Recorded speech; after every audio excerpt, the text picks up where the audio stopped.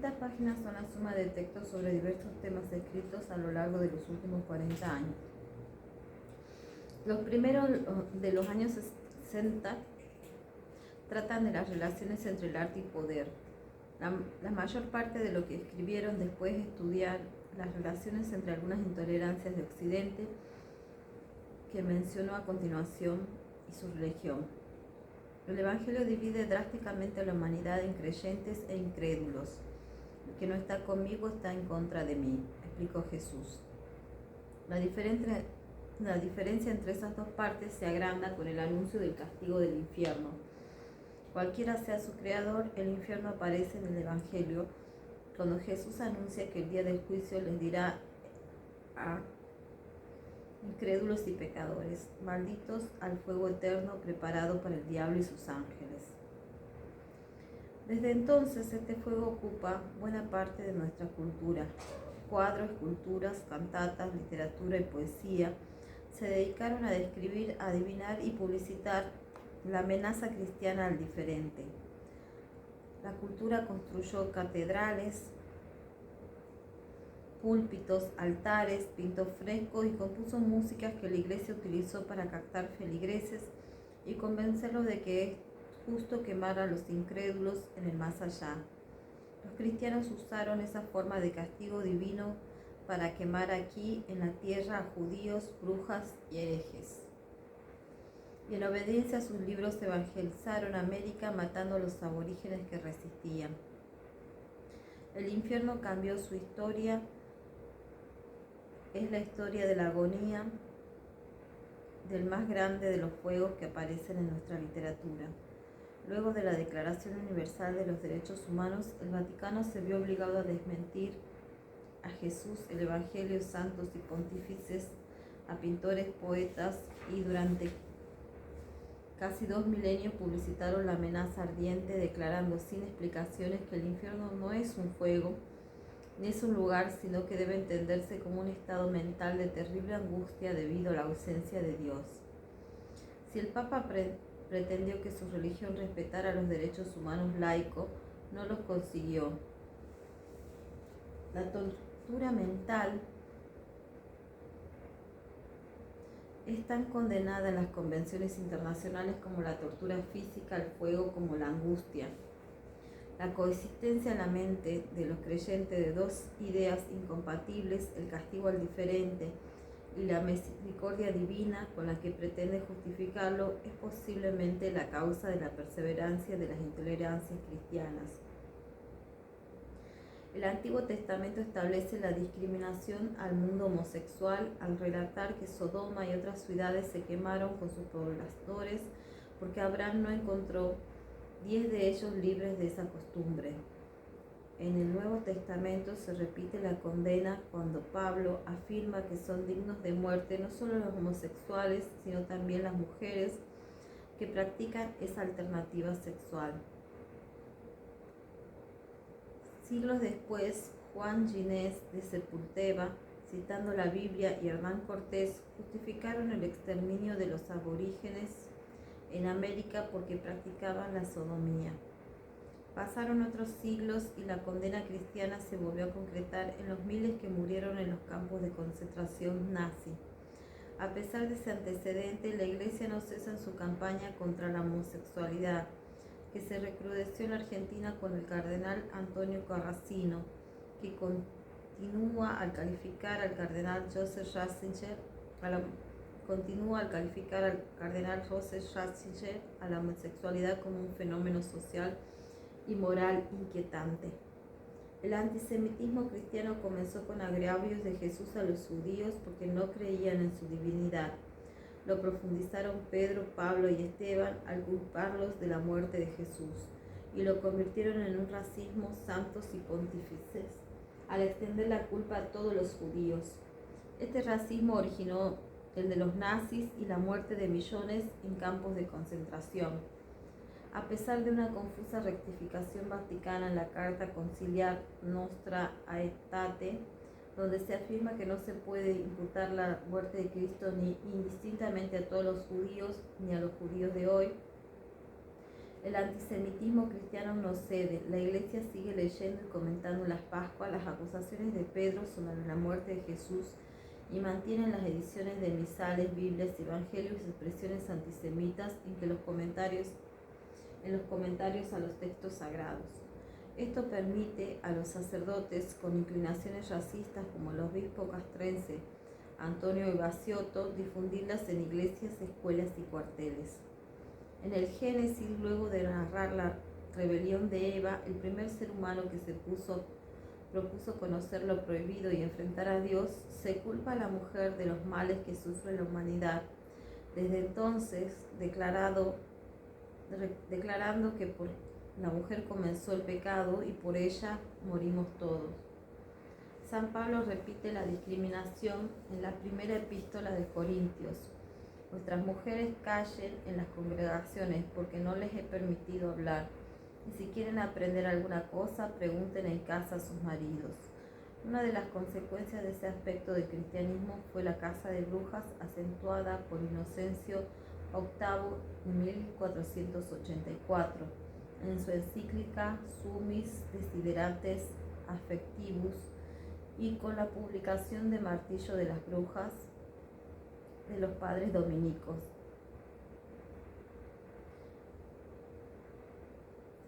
Henry Institutor y Jacob Spencer, manual utilizado por el Santo Oficio durante siglos en esta cacería.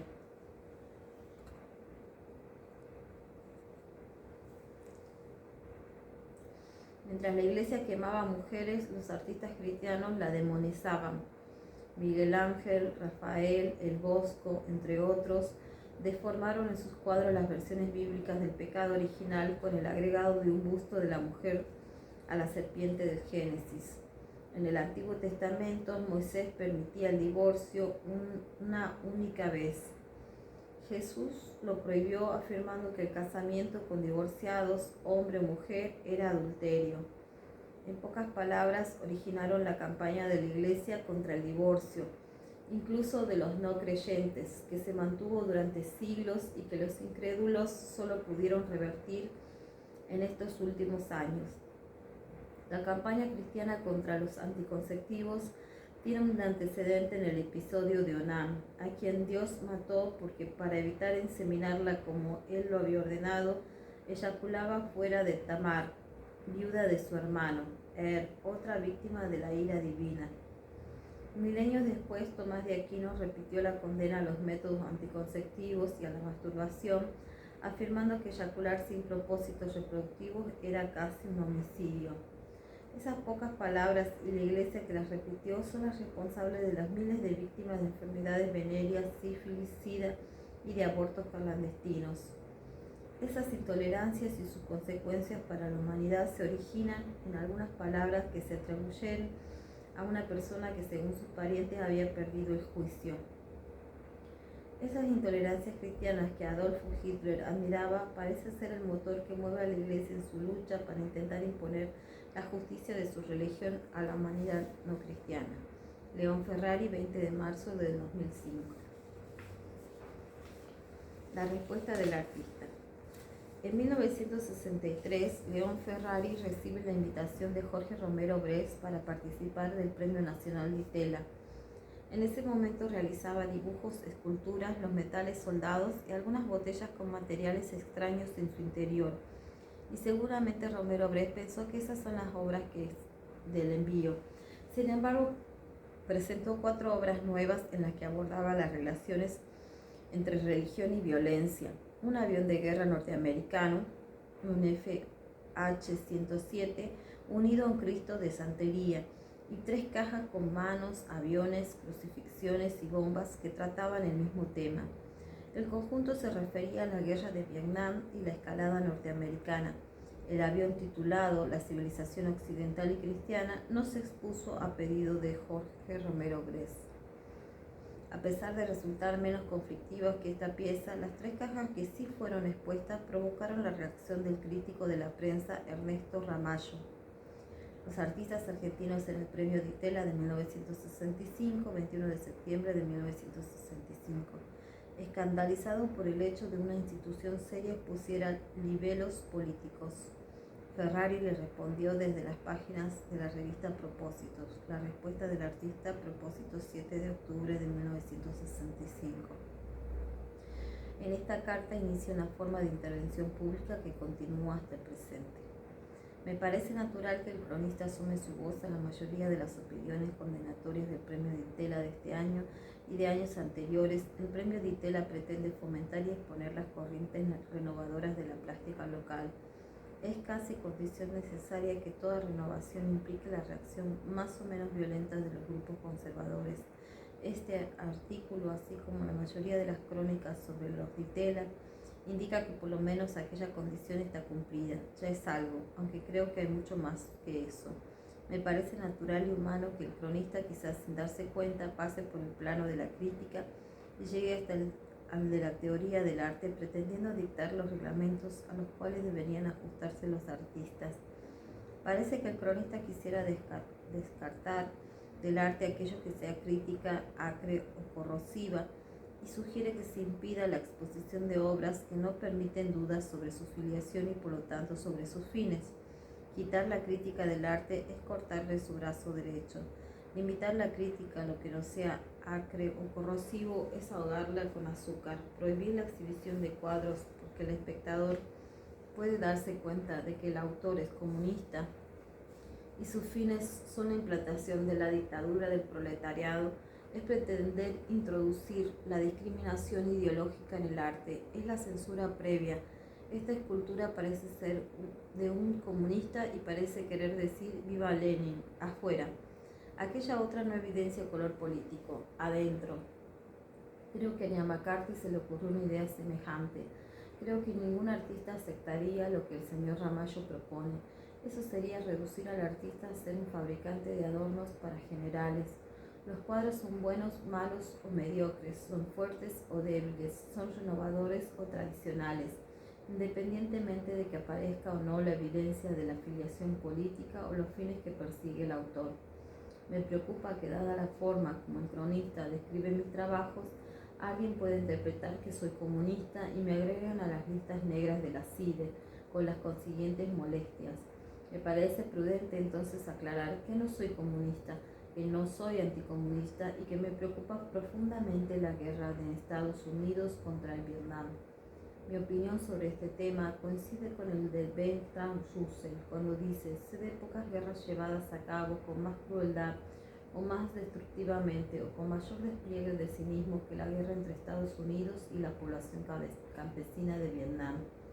Coincide con la del filósofo norteamericano titular de la Medalla Presidencial de la Libertad, Lewis Mumford, cuando le escribe a Johnson para manifestarle su repugnancia por la política de Estados Unidos en Vietnam. Mi intención agresiva hacia un determinado país se limita a unir una protesta a lo de todos aquellos que en nuestro país, en los Estados Unidos, en Europa, en Asia, en todo el mundo, luchan por una u otra parte para que el gobierno de los Estados Unidos pongan fin a sus matanzas en nombre de Cristo. Y la opinión que tengo de ese gobierno coincide con la de Paulo VI tiene del gobierno norteamericano de Truman cuando 20 años atrás tiró la primera bomba atómica. Es decir, pienso que Johnson y sus generales son los ultrajadores de la civilización, los carniceros de vidas humanas. Es posible que el Papa, dentro de 20 años, diga de Johnson lo mismo que dijo de Truman. Es posible que alguien en el frenesí anticomunista que nos rodea diga que Russell y Mumford son comunistas, pero me parece muy difícil de decirlo de Paulo VI. Con el fondo del asunto es otro, porque lo que pretendo con esas piezas es, como dice el cronista, enjuiciar nada menos que la civilización occidental y cristiana, porque creo que nuestra civilización está alcanzando el más refinado grado de barbarie que registra la historia, porque me parece que por primera vez en la historia se reúnen todas esas condiciones de barbarie. El país más rico y poderoso invade a uno de los menos desarrollados, tortura a sus habitantes, fotografía al torturado, publica las fotografías en sus diarios y nadie dice nada. Hitler tiene todavía el pudor de esconder sus torturas.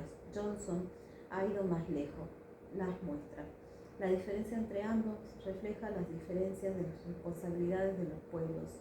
Los alemanes pudieron decir ellos no sabían lo que pasaba en los campos de concentración de Hitler, pero nosotros, los civilizados cristianos, no lo podemos decir, porque nosotros, la cara de los torturados, las vemos todos los días en nuestros diarios, los mismos diarios que nos hablan de la libertad, de los derechos del hombre, de los cuales no se les ocurre decir que uno de los más elementales derechos del hombre es el de no ser torturado, y que si alguien sabe de una tortura y no hay mejor documento informativo que la fotografía del hecho sacada y publicada por el torturador, exprese por lo menos una condena verbal. Pero nosotros, los civilizados, aceptamos todo lo que nuestros diarios resuelven que debe ser aceptado, todo lo que está atractivamente basado, y así como las fotografías de la peor lacra de la humanidad han pasado a ser un objeto más de nuestra producción técnica, otro objeto de intercambio, porque las fotografías no son publicadas como una condena, sino con sentido crítico. Son publicadas porque aumentan las ventas de los diarios o las revistas, como las fotografías que publicitan las revistas sensacionalistas Crónica Negra. Estas fotografías y la pasividad de los pueblos occidentales son el símbolo de nuestra avanzada barbarie. Y otro signo de barbarie es la reacción del cronista de arte, que cuando encuentran esas mismas fotografías pegadas en una caja con una intención de crítica acre o corrosiva, no se le ocurre condenar la tortura. Lo único que se le ocurre es pedir que se prohíba la crítica a la tortura. No se pregunta si los bombardeos a las escuelas de Vietnam son ciertos. Lo que pide es que no se lo digan desde un cuadro y que no se muestren las banderas de Estados Unidos en las salas de los aviones. Ignoro el valor formal de esas piezas. Lo único que le pido al arte es que me ayude a decir lo que pienso con la mayor claridad posible e inventar los signos plásticos o críticos que me permitan con la mayor eficacia condenar la barbarie de Occidente. Es posible que alguien me demuestre que esto es arte, que esto no es arte. No tendría ningún problema, no cambiaría de camino, me limitaría a cambiarle de nombre. Tacharía arte y lo llamaría política, crítica corrosiva, cualquier cosa. Les saluda atentamente León Ferrari.